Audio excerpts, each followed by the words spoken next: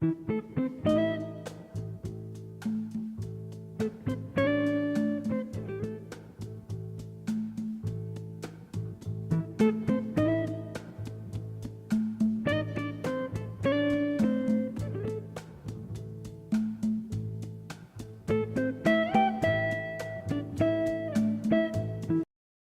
in the studio, and we have a very special guest. And I say very special guest because he's a good friend of mine. And but people say, Kelby, you always bring your friends. I want to bring the friends. I want to bring the foes. It doesn't matter. Bring them all. All of them are welcome to sit in the hot seat with me and Kenyetta. And when people are running and putting themselves out there in the political arena, if you will, we have to ask the question. We want to know why it's important that they want to be choosing to go back before the people for the next 4 years. Good morning to my listening audience. We have Commissioner Ben Hasan from the 6th District here in Richmond County. Good morning, sir. Good morning, Kelby. Good morning to you and Ms. Kenyetta as well. It's always a pleasure to be here, and I'm looking forward to sitting in this hot seat. You know, I did bring my water. You brought all of us water. To cool it down? To cool it down a little bit. Okay, that water too. Well, Commissioner, what's on your mind, sir? Well, first, Kelby, I really appreciate you all giving us the opportunity to be here once again. But also, I heard you all mention the subject about forgiveness and about Mother's Day and everything. And that was a very touching subject there, but something I think we should really consider. If you don't mind, I'd like to elaborate. Go ahead. When you're talking about your mother, a couple of years ago now, I lost my mother. And most people say, if you ever saw my mother, I was a spitting image in terms of looks about her. And I think my personality was more from my mother as well than it was from my father. My brother has a personality more like my father, but people said we were actually twins. But she was a very strong woman, and loved her to death, and you're going to miss her. And but also in talking about forgiveness, I mean, when you talk about forgiveness, it's called the power of forgiveness, because what it does is frees you. It's to your advantage to forgive people for things that you figure they have done to you, because it frees you. It causes the stress, it causes the pain, it causes the heartaches, it causes the heartbreak in your own personal life. But at the end of the day, it frees you, because you can't take that anger with you. And the moment you begin to free other people from doing things, you also free yourself. So that's why it's called the power of forgiveness. And I think it's to all our advantage the more we learn that. And I learned that later on in life. I didn't know that all of my life, because it was nothing for me to be grudgeful and looking forward to being vindictive. And through life I learned, you fight your battles, you state your position, and then you move on. You don't take it, because what it causes, what it allows you to do or encourages you to do, you begin to hurt other people. And hurt people. And so you have to be mindful of that.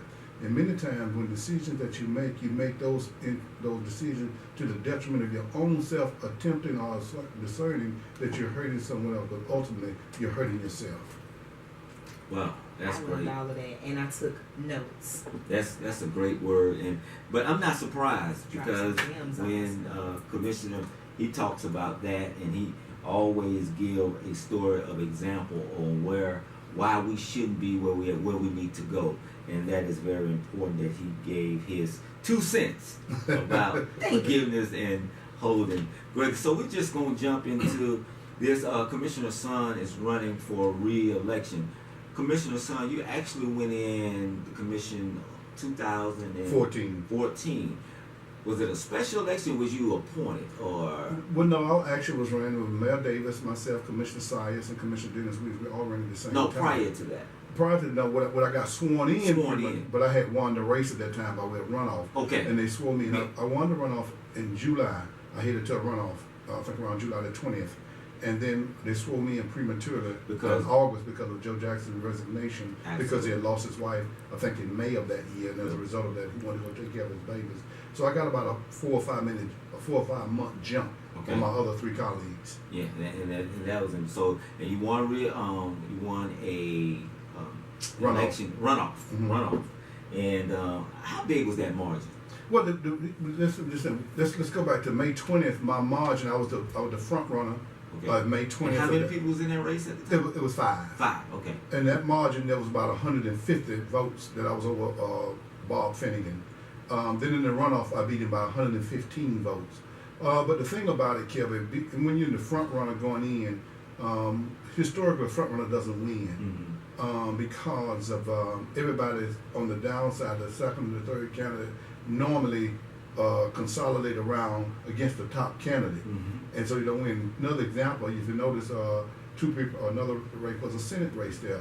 What is now Commissioner Corey Johnson and now Senator Harold Jones. Well, if you remember, Corey Johnson was the front runner. He was going in, you know, but Harold won the race. So that's how it numbers. That was my worst fear, that because of being that front runner, that stigma. And so we worked very, very hard, and we're very grateful and thankful that people came back out. And I think by the grace of God, something we were able to similar win. happened like that with the sheriff race, because I think Peoples was the front runner. And then we now have Shrimp. I'm finna call him Running Shrimp. Because what happens also, not only do people consolidate the second, third, or fourth candidate normally, especially if you're an incumbent, but neither one of us was incumbents, but also people assume you're going to win, so they don't, he's going to be okay. Right. I ain't got to go back out. Well, as a result of that, you lose. Let me say this. Now, this is my personal opinion about endorsements. Initially going in, nobody really knows who you are. They just, probably they're thinking we'll go with the lesser of the 2 evils or 3 or 4 evils. But to be endorsed not only once but twice by some of these groups, it speaks volumes to me.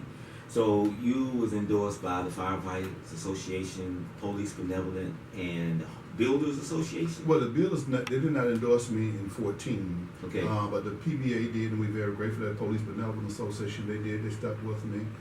Also the Firefighters Association. And we'll talk about some of the real benefits of that. The Builders Association this time, and going in, they decided to endorse me this time, so we're very grateful and thankful for that as well. And that's very profound as well, because what a lot of people don't know is Commissioner's son is actually going against the son-in-law of the man he defeated before. And both of them they coming. Yeah, they coming. And both of them were chairmen of the Republican Party. Right. Yeah, Bob Finnegan at the time, I think he probably had to step down. Yeah. But he was the chairman of the Republican Party going in, and now his son-in-law also was the chairman of the Republican Party as well. And everybody know how I feel about Republicans right now. I can't trust them. Just no way, no how. The only Republican right now that I'm feeling sorry for is that's John McCain, because he's battling a disease, a brain cancer, and now he's revealing his truth. That's sad that a lot of people reveal their truth on their deathbed, and they really want to tell it like it is. But prayers go out to his family and that has to be something. I don't know if that's a good thing or a bad thing, not to get off Commissioner's son, that you could talk about planning your own funeral while you're still alive. Who he said he don't want the president. I want to plan mine. I definitely want to plan mine. Yeah. So what you would say? Well, I really want to say about Senator John McCain. He's always been a decent human being. I mean, truly has. I think when he ran for president, I think really hurt him more, and I'm very thankful that President Obama became the president. But trying to conform to the ideology of the Republican Party was out of character for him. He's always been a historical individual that would go across the line and work for the betterment of all of America. But in trying to gain their support once he became the nominee, he hurt himself. Right. He really stepped away from his true values, and it showed at the end of the day. He was not the same person trying to win and gain their support. So that's one of the few times that known from him being in office that he stepped away from what he truly believed, because he wrote a Republican labor for sure, but he was a decent human being. He'd always wanted, he would find a way to work across the aisles and then make things happen. That's why the Rush Limbaughs and others never really wanted him, because of that, because of his history, and they knew what he was capable of doing. But at the end, I think in many ways he possibly, in hindsight, compromised himself trying to win their support once he became the nominee, and he lost his footing. Well, that speaks volumes, and you, my friend, you work across the aisle with Republicans, Democrats, and a lot of times people don't like that as well. I guess that's the reason he got the nickname Maverick. Exactly. So, to your point. Yeah, exactly. And he alluded to the fact that right now he regret that he picked Sarah Palin as his vice president. Figure like that hurt him. But hey, Wow. you know, so we're enough of Mr. John McCain, and we send him our prayers and best wishes, and hope Absolutely. we beat this this tough disease of brain cancer. And he's a tough guy. I must admit, he's a tough guy. So, being commissioner, so talk about some of the things that you've done as commissioner. We know that you fought hard for the people over in Hyde Park. We know that you in support of commercial and retail development. So just talk about a couple of those things. Well, thank you once again.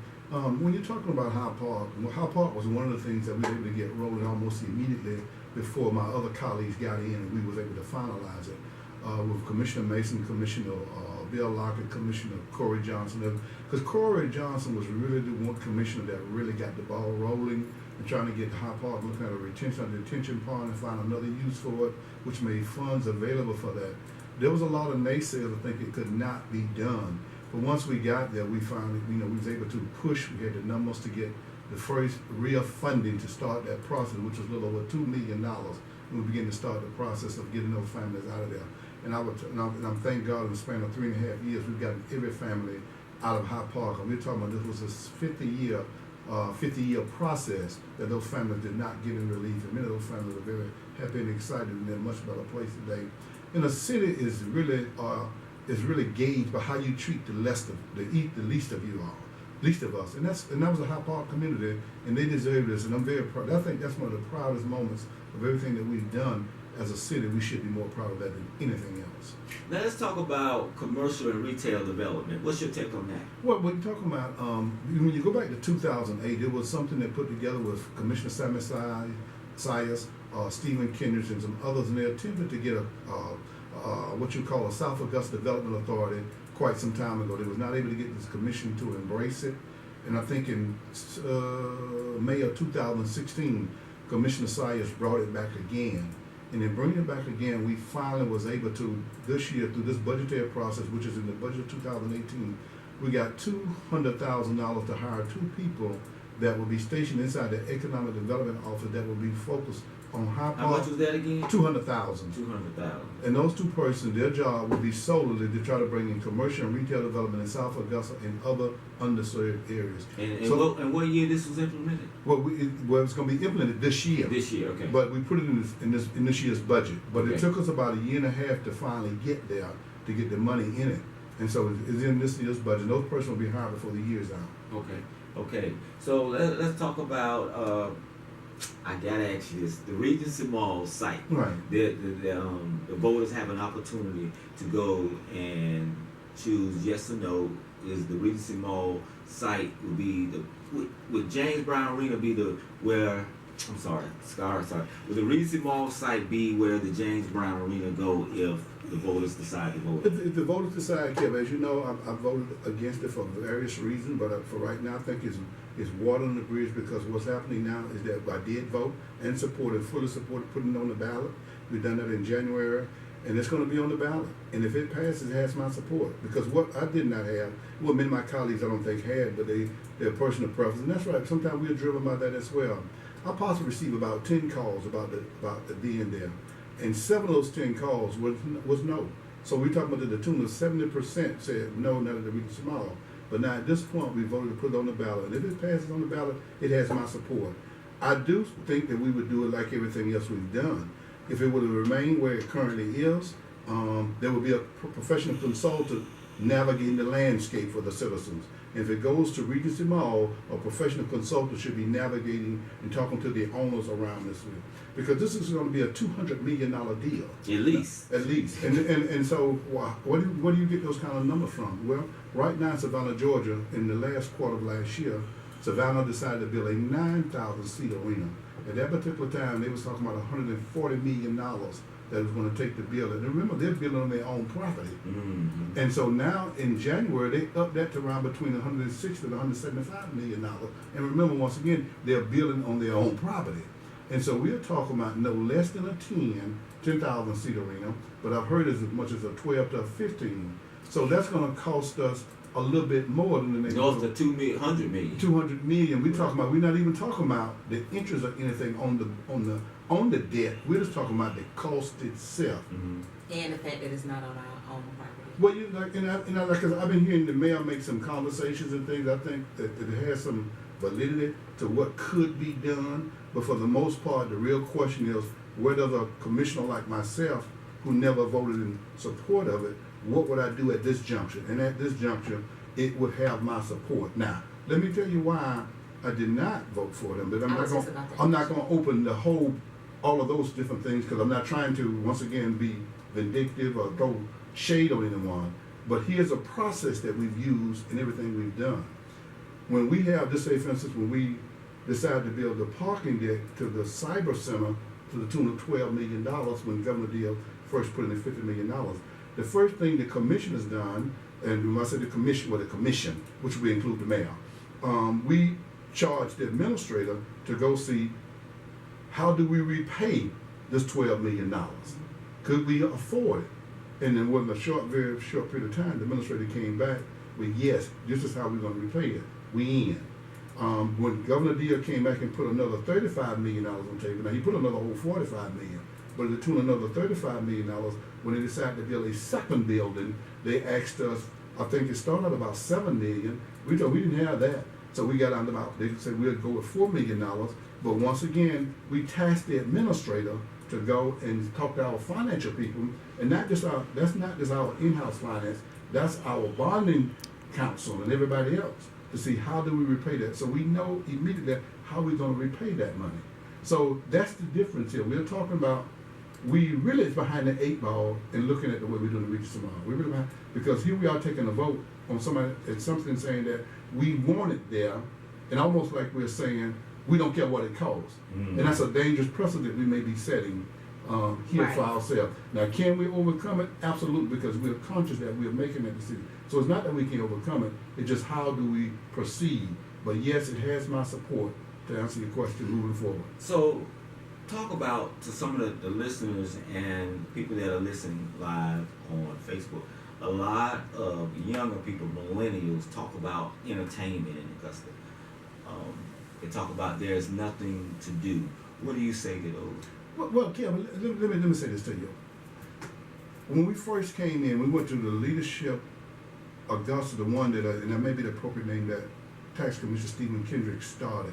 And this is one that deals with young persons who are juniors in all of Richmond County high schools. And I've met 1 or 2 kids that are from South Carolina as well as in Columbia County. When those young persons, the first time we met with them, let's say in 2015, he has a day where they meet what they call, lack of a better term, prominent persons in the community, whether it's doctors, lawyers, commissioners, and whomever. And we meet with them, and those kids formally introduce themselves to us, and we introduce ourselves to them. And one of the things that I said to them in 2015, where they said, well, why did you become a commissioner? I said, I became a commissioner because I wanted to live, work, play, and as the mayor would say, learn right here in the city that you grew up in. I still would encourage you to go see the world if that's what you want to do. But also, if you decide to want to make a conscious decision to come home, there is a job or there's an opportunity for you to start your own business right here in the town that you was raised in. I can tell you now, this year, when we had that opportunity, I was able to look, and many of us were able to look those young persons with the dynamics of the Cyber Center and other business opportunities, Starbucks and the expansion of other businesses. We were able to look at those young persons and say that we are commissioners now. We're excited about the opportunity as you go off and you get your career, that you can go off and you want to maybe work someplace 20, 30 years, or you want to come back home. There is something to come back home to. Their job opportunities here now that did not exist 3 years prior. And that's a very telling moment for us. But when you're talking about also, when you say about things to do, I mean, downtown is booming. There's always something to do there, Kev. But most people, we are saying things that are not actually factual anymore. Mm-hmm. We're going through a process of a culture to always complain about there's nothing to do. Right. We're talking right now about potentially tomorrow we vote on trying to move forward to potentially Whitewater Park at Lock and Dam. Explain to me and my listening audience by way of Facebook what is the white waters? Well, explain that white waters thing, because I don't want people to get confused with white waters in Atlanta. Like you go, there's like a big park, you slide down things and go into water. I don't think that's the same type of white water. Well, no. I tell you, I think Tanya Bonner tunnels will be the best to do that. Okay. But let me just give you what, just to have a general idea of what my perception is of it. My perception of it is it's like a water raft. You can take and be in the rough waters, the rough terrains of the water, and you can kayak and do those kinds of things. But as well as you got to entertain yourself with your kids, and also something that's a mild mountain water too, where you can section off and you can have a controlling mechanism to do that as well. Also, they're talking about zip line, where you can zip back and forth and stuff. At Lock and Down? At Lock and Down. Okay. And see, here's what presents the opportunity for us. The Corps of Engineers has decommissioned Lock and Down. And doing that, I think they've done it in 15 or 16. And what they're saying is not navigatable, it's not the same thing for which it was created, which for cargo to go up and down, because that doesn't happen anymore. But they're deepening Savannah Harbor. And so in decommissioning it, they have, the federal government has allocated $36 million to do whatever the Corps is going to do. And so with that being said, the Corps is coming back here in the July, 1st of August, to say, okay, Richmond County, tell us what you would like to see. And they will consider what we would like to see in the midst of the restructuring of whatever happens there. And so we want to take full advantage of that opportunity that is unprecedented. Commissioners like Commissioner Marion Williams has been talking about whether it's a racetrack, whether it's a whitewater, something. He's been talking about it for quite some time. So I'm hoping that he's truly excited about that. Can it be done? Sure, it can be done. Okay. Because what we're looking at doing is a company called the McLaughlin Group that has done it in Chattanooga and other places. And as I was reading, if you read Tom Corbin's article yesterday in the Augusta Chronicle, he has spoken with him. The gentleman on his own accord has came through here about making a recent visit to Chattanooga and looked at the lock and dam and see, in his opinion, is yes, it can be done. Is this a drawing card? Well, absolutely it is. Okay. I mean, can you imagine going beside the airport, going down that road eventually being wide, and people going in with all that space that's out there with lock and dam that has been unutilized now for all of our lives, Right. my life for sure, Right. and we opening it back up, and that's the destination point, and you can get on 520 or whatever, you can go downtown And or this will whatever. cost how much? There's no cost associated with that. Now the study's going to cost us in the neighborhood. If we just stick to the whitewater, it's going to cost us probably in the neighborhood of just $15,000 just for the study. But it was no cost associated from the taxpayers to do this. Oh, no, the study will. The study's going to cost probably $15,000 to get him here and to let him do his analysis and tell us what it would take. And we can vote on that as early as tomorrow to get that done. Okay. Wow. Great. Wow. That sounds like. So this opened up. Oh, did you have a question? No, I was just gonna say everything that you're saying, and being that you have declared that you are unafraid to make tough decisions. It sounds like you've been making a lot of tough decisions Well, I mean and good ones. But that's what we bring to the table. You can't be afraid to make a decision, even if the results sometimes not going the way you want. If you're afraid to make decisions, then you're going to be stagnant. You're not going to make any progress, and we have not been afraid. And so these opportunities that people want to attribute to the cyber and everything else, and I get that, but people don't make those kind of investments. They don't trust leadership. People don't want to give us any credibility, any credit for that. We've been very, very responsible, and with the taxpayers' dollars, you can always do a better job. I mean, something can always be done better. But in terms of our spirit and our heart, our desire, that we have not wasted the taxpayers' money. And this commission, which includes the mayor, has done an excellent job of protecting the community's interests. Surplus budget. What was the budget when you came in 2014 compared to where we're at now? Well, the budget, and I came in, I think it was around $150 million. That's just your general fund budget. And I think it's right about $160 million. But that, when you put it in federal money stuff, this year it ballooned to over $820 million, right at $1 billion. The true thing about the mayor, and I was joking about 2 weeks ago, I was bringing to his attention. I said, Mr. Mayor, one of the things that you've been superb about is around that budget time, you really get engaged. And with his leadership, we've been able to get that budget balanced as well as getting that budget passed on time. Now, how important is that? I have been going to the commission ever since 2006, and I can tell you the whole while I was going down, and when it came to budget time, they start fidgeting, they start They missed the deadlines. Fred, the previous administrator had to say he had to find $5 million, $3 million, $2 million. The last time before they released him, he had a sling on his arm. And he was saying he knew what he was going to do. And I walked up to him, but I attended all the meetings. Right. I said, Fred, you never found no money with your arm in a sling. I need to see you pull this one out. He never done that one before. Right. But not only that, let me just say something else. But they had also begun to dip into the reserves. They had done that 2 years prior.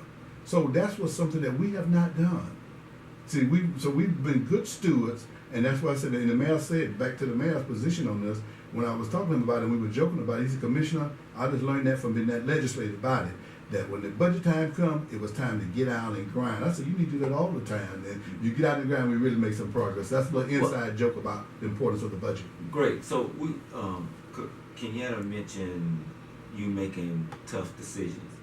Back in 2012, if I'm not mistaken, you went before the commission. 2009. Was it 2000? It's been long? Yeah, it was 2011. That's 2011. 2011. That's 2011. Okay, you went before the commission and you presented yourself when they were in discussion about changing policies and procedures. You were talking about the former mayor, Kenyetta Corsey, and the attorney the current attorney now, McKenzie. And you went and you had a very, very compelling case. And I was just in awe how you took them to task about why we shouldn't go in that direction. Can you give us a little bit about what happened on that day? That was in February, 2011, February 2nd. Am I? Well, let me just say, it was February. So you got the month right. I had the year wrong. Okay. But what was actually happening, and this is my opinion, what was actually happening is being an observer, going on since 2006, to 85 to 90% of the meeting, what was actually happening, and I hate to say this, but I have to say to try to let the people understand where we are again. There was the hand right on the wall that we would potentially have a black mayor. And this is my opinion, And what it looked like it was attempting to do was change the structure of the government with 6 votes. You can't do that. Constitutional, in our consolidated bill, the CEO of the city of Augusta is your mayor. Now that CEO doesn't have universal power like the typical CEO. Let me be very clear about that. But the title belongs to the mayor. They were attempting to give that title to the administrator. And so I went in and challenged them about that. And and I ruffled little feathers, but by the grace of God, they stopped the process. They never did proceed with it, but if nobody would have said anything, they were about to take 6 votes and potentially take and give authority that belonged to the mayor to the administrator, assuming that Fred Russell would have longevity. Yeah. And so when the mayor get there, he'd have nothing but holes in his pocket. That's right, and that's the reason I said being on Hasan commissioner. Well, he wasn't commissioner at the time. I was just a citizen. He was just a citizen at the time. Saved Augusta, and so citizen on the way. We always knew it. Yeah, well, I did know. I mean, just like I knew about you. Oh, you know about me. But I'm telling you, that's the day that Commissioner Ben Hasan saved Augusta, and you could just look at Deke in their face, and he was turning redder than these buttons I got right on this board when Citizen Ben Hasan at the time challenged them. I mean, this brother did his homework. It was like he went back in time and went to law school and dipped in there, and the gods just covered him with gold. Yeah, with gold, with everything that he needed to know.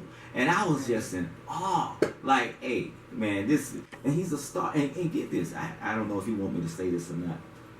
I'm going to tell you what puts me in awe with him. He very seldom write down anything. Mm-hmm. Everything goes in his mind, and it stays there like a computer, based, like data. And how old are you, Commissioner? 64. He's 64. That's how we have a natural intelligence that people just don't use. Yeah. And I've been seeing, and the reason why I say I saw is because I went to Josie.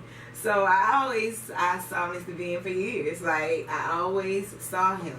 And it was like, that's what, to me, when I would see, you know, I had other men to look up to, and he was one, and I was like, that's someone that other men should model themselves, even the way that you walk and you talk. But I know it's children as well. Yeah, but Naeem graduated from Joseph. But you know, also now, let me tell you, I had no choice but to remember too, because once my writing got cold, I couldn't read it. Because see, I was born left-handed, and so my grandmother who raised me, she wanted to, you know, they had this fetish about left-handedness, you know, right or wrong, you know, which is a good thing. Once again, that shows the moral integrity from our lineage, you know, from our ancestors. So what they did was they tried to make me do everything right-handed.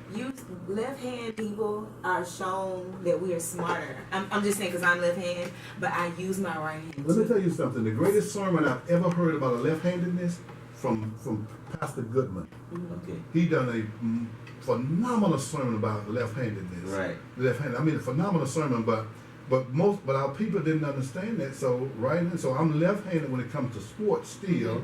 But writing and stuff, trying to write right-handed, that stuff get cold. I can't read it myself. my first flunking grade in school, because I always was a good student. I went from first to third, never been in second grade. My brother first to third, we never been in second grade.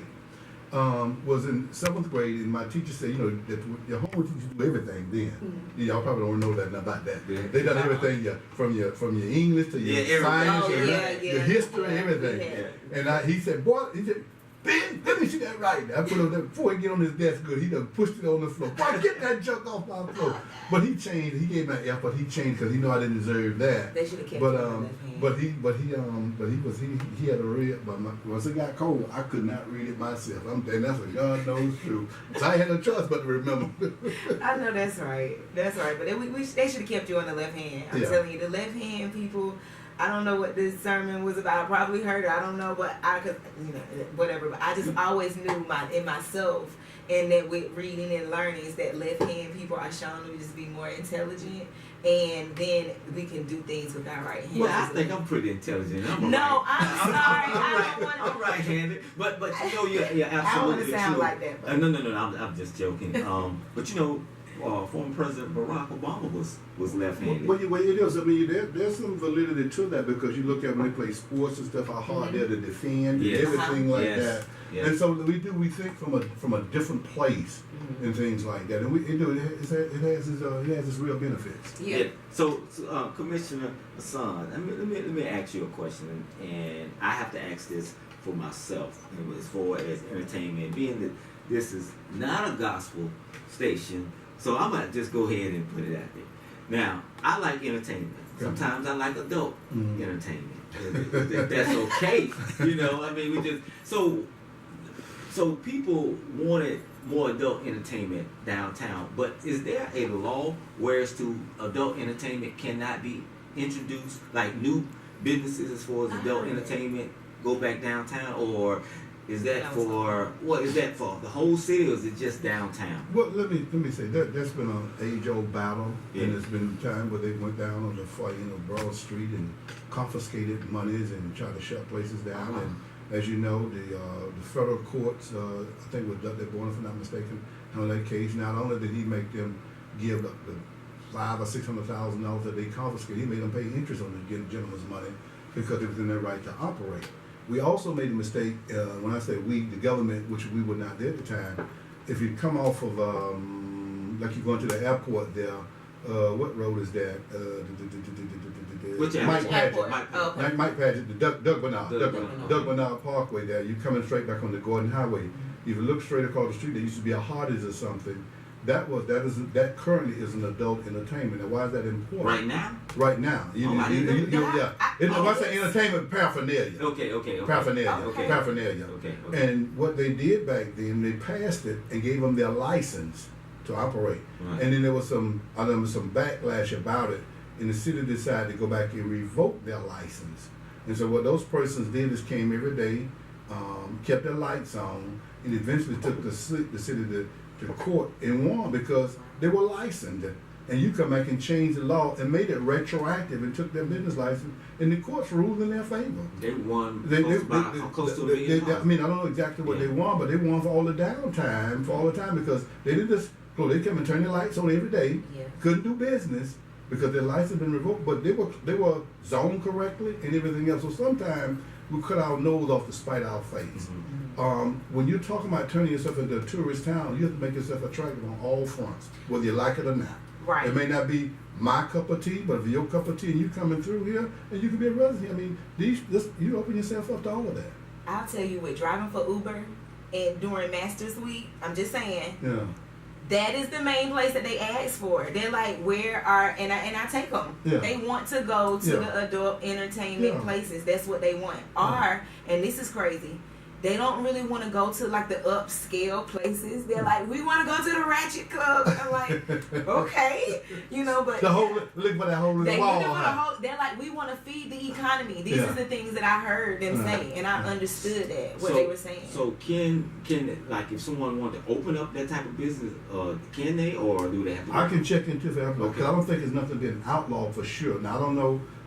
Either way, if a person can be grandfathered to a person, if it is, but that, I mean, if it changes ownership, sometimes things you don't get the opportunity to do that, and sometimes they rule out family and things of that nature. So it's a tricky situation at the end of the day, and I'm not sure about that, but that's something I could easily check into about that. But Kev, I can say one thing about that. I think you're very serious. I think I've never been interviewed by you, and you asked about that adult entertainment. Kelby, so I think Kev is very serious about that. Oh yeah, if he's serious about something, he's gonna keep asking. Yeah, I noticed that. you know, listen, look, we're a city that is growing leaps and bounds. Exactly. And you just cannot be. It can just not be your way. That's right. You have to pretty much try to appease everybody that come into your city, because you can't legislate morale. That's right. And I keep trying to tell people that I don't care if that's your belief. If you have, but you can. If once you become a commissioner or a mayor, you jump over that threshold. Exactly. So you have to be a people's person. Then there are rights to do that. Absolutely. If it's legal, then you must at least think about it, talk about it, bring it up, because that's what the people elect you for. And so I you gotta think respect the zoning. You gotta respect the zoning process. It is what it is. You got it. So talk about cyber, the excitement of cyber coming into Augusta. How much was invested? Well, you're talking about something. When we just look at the $100 million that the government put on the table, but you're talking about $2.3 billion twice. The federal government on Fort Gordon alone already spent about $2 billion. That's not known to the public. In between now and back to mid 2000s, you're going to be a little over $2 million also. But the governor spent $100 million down to build 2 facilities. They've already got law enforcement and other things that's going to be in that building. The universities are tied to that. The Augusta Technical College is tied to that. These things are huge. We've already been identified as one of the 7 cities that have potentially become the cyber hub of the country. You know, and you put Augusta in that conversation just a year ago was unheard of, unprecedented. And that's what people don't understand what is happening here, that you have a young person that will be able to come out of school in a very short period of time and be able to, and with some of the training that goes on in school, that they're going to be becoming a $40,000, $50,000, $60,000 job right here in Augusta, Richmond County. These things are huge. And so we're changing the culture of this city. We just got to catch up with it. Because you got to stop looking at who's at the table. There are people who want to write off just because they happen to be a majority black government, but we are not governed by black. Matter of fact, we are men and women who happens to be black, but we're men and women first. You know, and so who happens to be black, but we've done great stewardship of the taxpayers' money, and other people are seeing it and other people are investing, but nobody's talking about it. Well, let me ask you this, being that you mentioned that Richmond County government, let's bring politics is local. Politics is local. When you look, we've had 5-5, and the government has not ever done as well as it's doing right now. We've had 6-4 the other way, and it done more harm to this government than the 5-5 did. And now you have 6-4 with 6 blacks and 4 whites, and the government in the best position ever. Wow. Right. I just want to ask, a lot of people want to know the Spliced 7 project. Could you tell us a little bit about what it is? Because this kind of, some people don't understand. Well, what happened there is in 2014, when you voted for the mayor, you voted for Mr. Sias, you voted for Dennis Williams, and you pushed me to the runoff. Also on that ballot in May 20th was a SPLOST 7. That SPLOST 7 was a horrendous SPLOST. It was a $198 million project. and the things that on it was a special interest project. Four of the black commissioners got out and openly worked against it, including myself. I was not a commissioner at the time, but I was against it because it didn't have any real benefits for our community, for the community as a whole.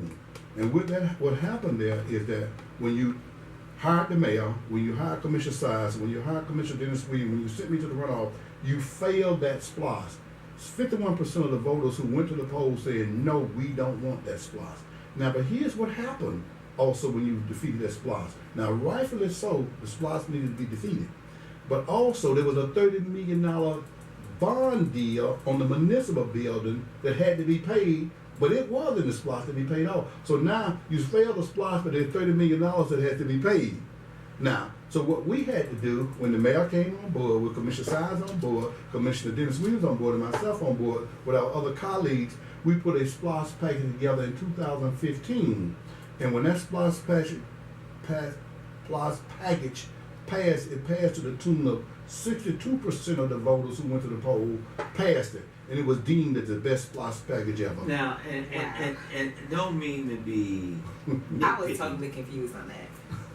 Can you explain to the listeners of what is SPLOST? Well, SPLOST is Special Purpose Local Option Sales Tax. There you go. A lot of people didn't know what that was. Yeah, that's why I'm like, what is SPLOST? It is 1 penny that we have agreed as taxpayers that we'll pay, and it's for infrastructure.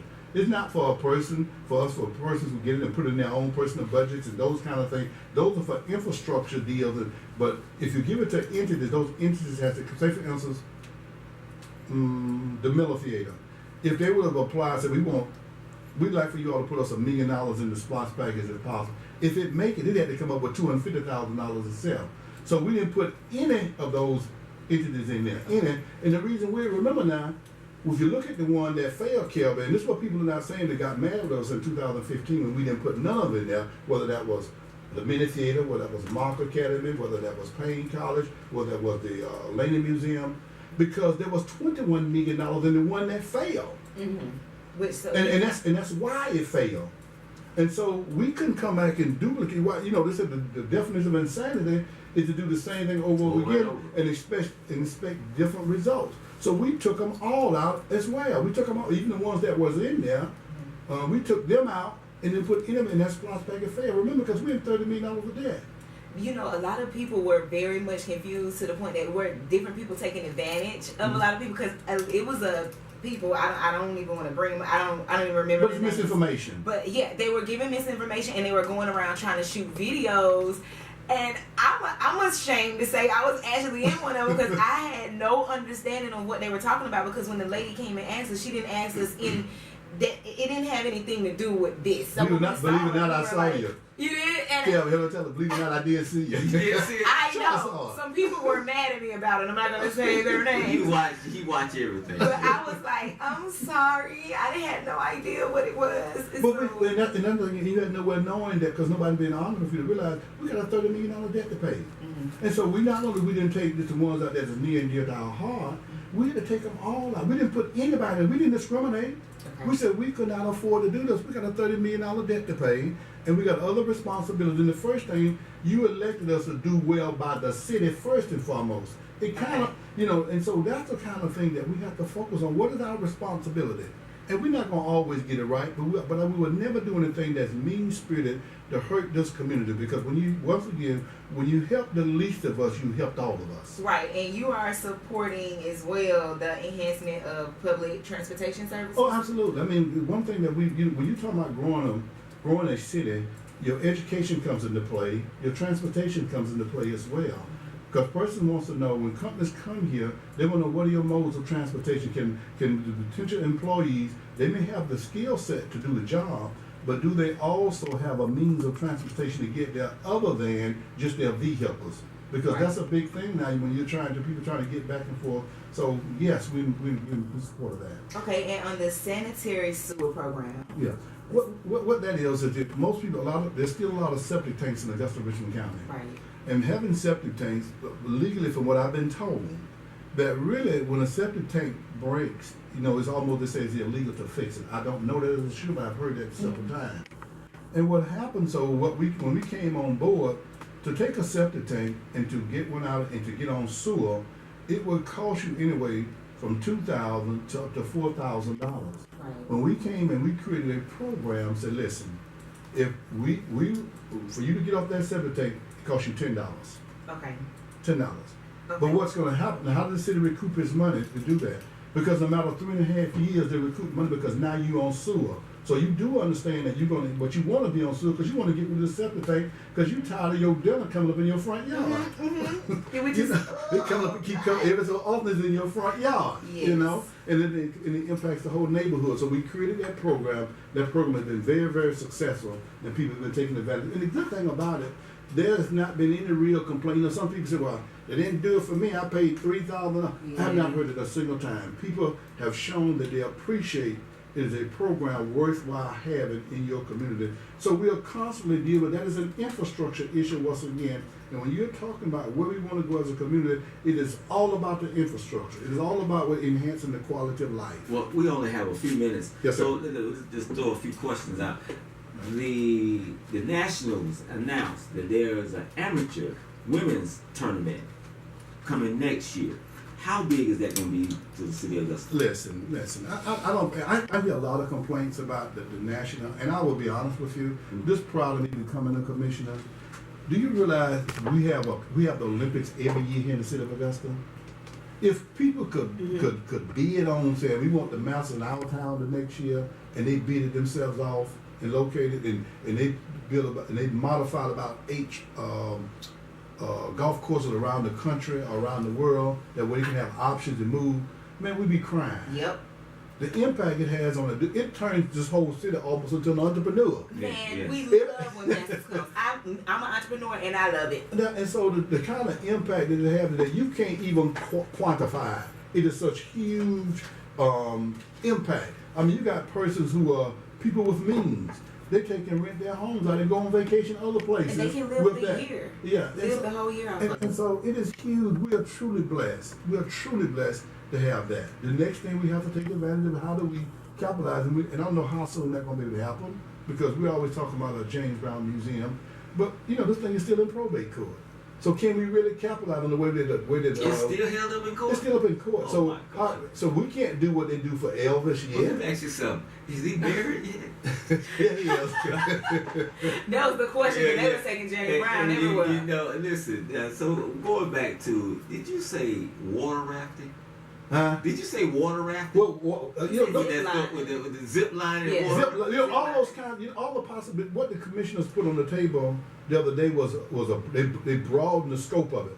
Now I don't know whether that's going to impact the time, and we may have to back off a little with some of those things that speak to the water raft thing that Tanya Bonatonoff was bringing to us initially, because that's the report we need to get back to the Corps. The Corps wants to hear from us because some say, well, we don't need to do this. Well, either we can do something or the Corps going to move on without us, and some saying we need to wait and let them do some other things. Well, there's federal legislation that's already been passed, and so what will happen is that the congressperson will have to get that overturned and then get something in place. But we don't have that kind of I have time. a special That bird in the bush. Can I have a That special bird in the hand. request? Can the commission set aside some money so black folk know how to raft and zip line Before we go out there? because we go get out there and we drown. But see, here's the thing, and that's a very good point, because one of the things that we black folks, we have a problem with wanting to learn how to swim. Yeah. But you got to realize and understanding water is not just water as we see it. Mm-hmm. The earth itself is covered by 3/4 water. Right. And you're talking about your body is 3/4 water. Right. When you're talking about from a scripture perspective, it talks about Levi decide to steal water. You're talking about a peace within your own soul. When you have that nervousness in your spirit, that means the water in you, your spiritual connections is imbalanced. Yeah. And you have to find a way to settle your spirit. So in saying that, Kevin, as you begin to embrace the water, you begin to take control of your own destiny as well. So it's bigger than the physical water. Right. Because man is a threefold being. The man is a physical being, he's an intellectual being, and he's a spiritual being. Oh, he's having church. So when you don't try to conquer the water, you leaving yourself in a place where you're going to be stagnated, and once water is not moving, then that water begins to gain filth. The water's not flowing. Well, you got 1 minute to close it out, Commissioner. Go ahead. Go ahead and close it out on why you you running for re-election, and we'll go from there. Plain and simple, Kelby. I think it's phenomenal in terms of what we've been able to accomplish in spite of ourselves. And the people realize, the communities realize that we've had some very serious disagreements among ourselves. And with that being said, we still have been successful. We're still in a much better place than our previous colleagues are. Now, many of those things, we are standing on their shoulders, no doubt about it. But in terms of in spite of ourselves, we're in a much better place. We want to continue this journey. I think it'll be a much, much better commission for us going forward because we know each other a little better. I think we need to have some moments that we sit down and talk and get to know each other as colleagues and try to unify this community in a much better place. And I think a person like myself needs to be at the table. A person like the mayor needs to be at the table. A person like Commissioner Sides needs to be at the table. A person like Commissioner Dennis Whedon needs to be at the table. We have started this journey. Short of us saying that we don't want to do it, I think that we would respectfully ask the community to return us all. Thank you very much for your time. Well, there you have it, CSRA and Augusta listeners. I am not done with Commissioner, so there's too many questions I have to ask, and he is one to give me those answers. So I'm telling you right now, I got to invite him at least 2 more times back on the show to give us more dialogue about what's going on in the city. We ran over a little bit. We do apologize for that. This is Kelby Walker and Kenyetta. This is WEZO The Blaze, 12:30 a.m. We'll tee it up tomorrow morning at 7 a.m. So be there or be square.